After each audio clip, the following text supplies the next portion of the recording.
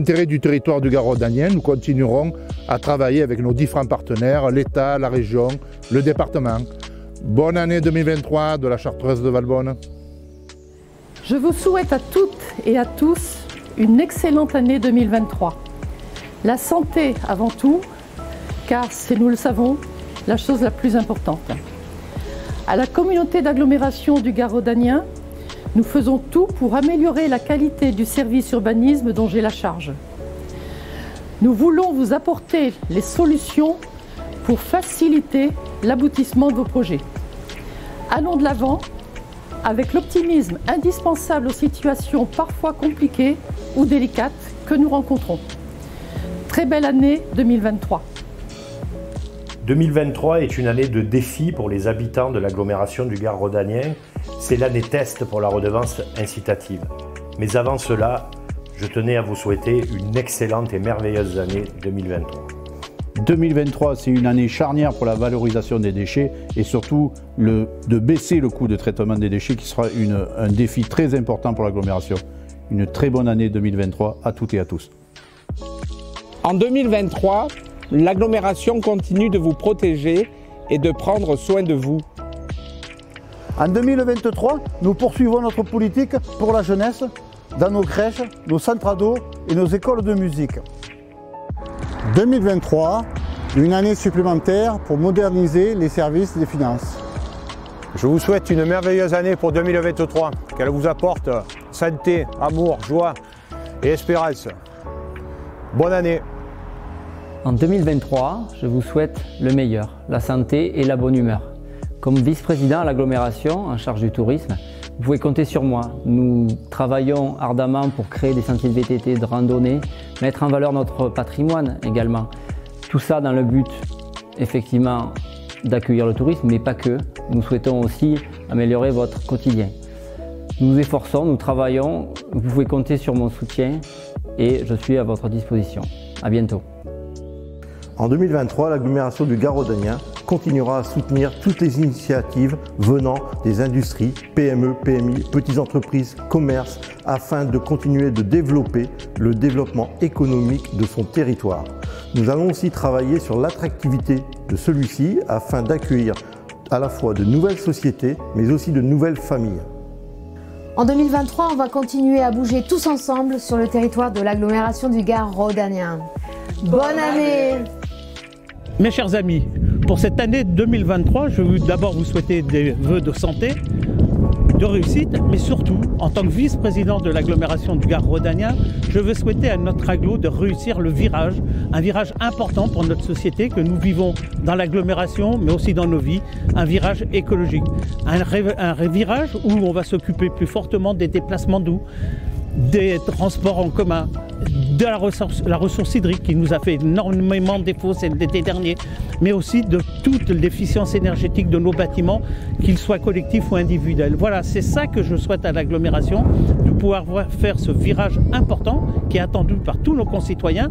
Je sais que je peux compter sur l'agglo pour aider les communes et l'agglo sait qu'elle peut compter sur les communes pour réussir ce grand changement qu'a besoin de notre société. En tous les cas, encore une fois, je vous souhaite une bonne année 2023 à tous et à toutes.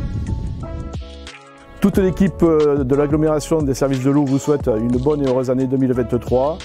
Une année qui sera riche en investissements, à votre service, avec une qualité irréprochable. Nous l'espérons tous. Je vous souhaite une excellente année 2023, pleine de réussite dans vos projets personnels et professionnels, avec une excellente santé et beaucoup de bonheur. L'attractivité économique de notre territoire est génératrice d'emplois. Mais nos artisans, commerçants, industriels ont pourtant du mal à recruter. En 2023, nous nous attacherons à développer des actions de sensibilisation pour mieux informer de la richesse de notre bassin de vie, en termes justement de formation et d'emploi. L'agglomération du Gard-Rhodanien soutient et s'inscrit déjà au cœur de dynamiques novatrices, par exemple comme le campus des métiers, qui rendent plus visible la qualité de notre territoire en réunissant autour d'un même projet nos entrepreneurs et les professionnels de l'éducation. Ce début d'année 2023, malgré les difficultés annoncées notamment concernant notre consommation énergétique, sera, je l'espère, porteuse de solidarité et d'espoir pour toutes et tous. Mesdames et messieurs, chers amis, Molière, dont nous avons célébré en 2022 le 400e anniversaire de la naissance, et dont l'œuvre fait tant briller notre belle langue, fut un observateur critique, lucide et visionnaire de ses contemporains. Dans le Tartuffe, cette pièce de théâtre âprement décriée en son temps, Molière nous invite à la réflexion, à être plus lucide qu'Orgon, tombé sous la coupe du faux dévot Tartuffe, à être aussi courageux qu'Elmire, femme d'Orgon qui tente de piéger Tartuffe, et à nous défaire des directeurs de conscience. Ces messages sont résolument modernes dans une société confrontée à l'accélération de l'histoire et du tragique dont les bouleversements sont saillants jusque dans notre quotidien. Nous naviguons sur ces eaux agitées avec incertitude, tandis que les acquis de nos sociétés, si fragiles, paraissent menacés. Pourtant, les crises sont une invitation à accélérer le progrès. De remède, il n'y en a qu'un seul. C'est celui de faire de nos faiblesses d'aujourd'hui les forces de demain. Nous devons, par nos actes et nos réflexions, engager les chantiers qui améliorent la condition des femmes et des hommes dans le respect de notre environnement. Ainsi, nous devons être lucides. Lucides devant les excès de la société de consommation qui épuise nos ressources. Lucides devant les transitions qu'il nous faut conduire, devant les changements qu'il nous faut consentir pour bâtir la société de la sobriété. Du courage, il nous en faut pour avancer, nous unir, pour bâtir ensemble des passerelles et résister pour ne pas céder à la division, à l'outrance, au dogmatisme, aux sirènes du populisme ou au rejet de l'autre au seul prétexte de sa différence supposée. C'est cela, l'esprit de la France, celui de la conscience nationale des grands enjeux, celui qui, lorsque vient le temps, devient finalement une inspiration. Alors, résolument, pour 2023, nous sommes confiants et nous agissons. Dans le Gard rhodanien, ce territoire magnifique, aux paysages et villages adossés aux roches et aux temps, où brille le soleil sur les pierres qui colorent notre patrimoine, cohabitent de nombreuses richesses. La pierre, celle pour bâtir, entreprendre et améliorer. L'eau, celle qui permet la vie. Et les femmes et les hommes, surtout les femmes et les hommes, celles et ceux qui enrichissent notre territoire par leur talent, leurs énergies, leur bienveillance. Ce sont là les solides fondations sur lesquelles nous avons construit il y a maintenant 10 ans une agglomération proche de ses habitants dont la seule boussole est de servir le territoire. Une agglomération de services et une agglomération de projets. Nous inscrivons notre action dans le quotidien et la proximité en favorisant l'emploi des jeunes, l'accès aux soins, l'assistance envers celles et ceux qui sont le plus en difficulté. Nous modernisons notre fonctionnement avec un plan de sobriété énergétique, avec le verdissement de notre flotte de véhicules, et nous adaptons nos habitudes de travail.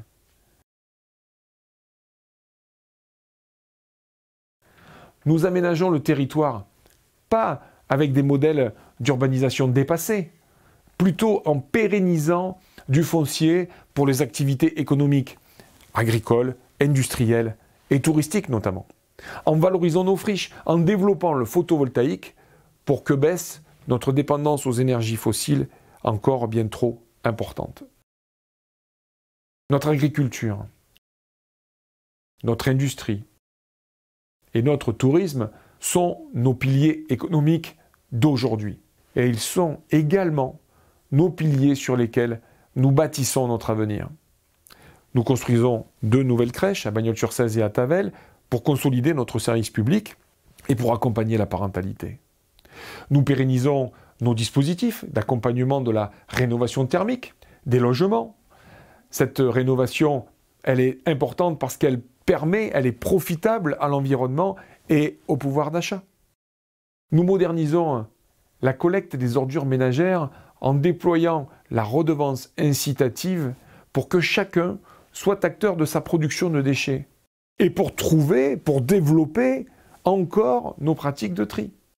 Nous transportons tous les jours plus de 3500 enfants de chez eux vers leur lieu de scolarité.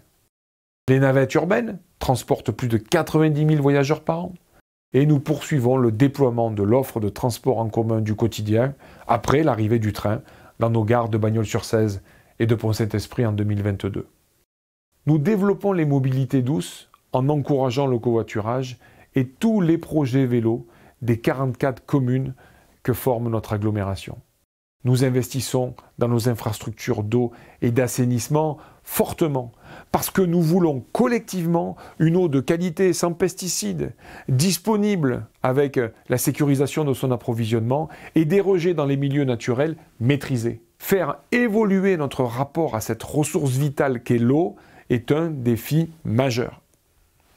Malgré les incertitudes du temps présent, nous nous tournons vers l'avenir. Notre budget est prudent. Les 2 millions d'euros mobilisés pour faire face à la crise, à l'inflation, à l'augmentation des fluides et de l'énergie, sont possibles grâce à nos finances saines. Notre dette est faible, nos investissements ambitieux et notre budget maîtrisé, ce qui nous permet de ne pas avoir recours à la pression fiscale.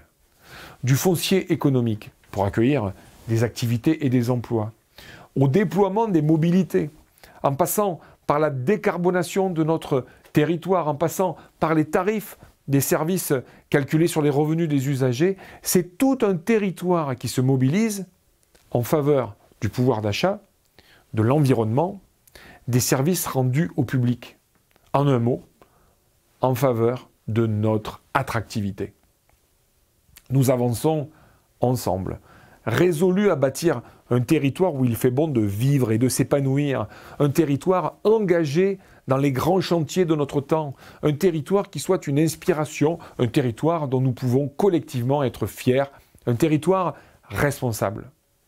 C'est le message que nous délivre Gustave Eiffel, ce grand bâtisseur de ponts, s'il en est, dont on célèbre en 2023 le 100e anniversaire de sa disparition. Il disait, avec sa voix rocailleuse, enregistrée dans l'un des tout premiers gramophones en 1891, en s'adressant aux générations futures, et surtout, tu leur diras bien que nous comptons sur elles. Oui, il comptait sur les générations futures. Alors, soyons dignes, par nos actes et nos réflexions, de ces hautes ambitions. Ces beaux défis à relever, ils sont à notre portée. À nous de les relever, ensemble, à tous les niveaux. Énergie, déchets, mobilité, à nous d'agir. Cette ambition, ces ambitions, sont portées avec la détermination de celles et ceux qui savent s'unir afin de proposer aux plus jeunes d'entre nous un territoire rempli d'avenir, de rêves, d'opportunités, un territoire de travail, de service, de bien-être, un territoire où chacune et chacun a une place, où chacune et chacun a envie de vivre, de vieillir, de voir s'épanouir sa famille et ses proches. Voilà pourquoi, avec la conviction de pouvoir compter sur vous, comme vous pouvez compter sur nous, lorsque vient le temps de l'action, je vous adresse pour vous et pour toutes celles et ceux qui vous sont chers, mes meilleurs vœux de santé, de réussite et de bonheur pour l'année 2023. À très bientôt.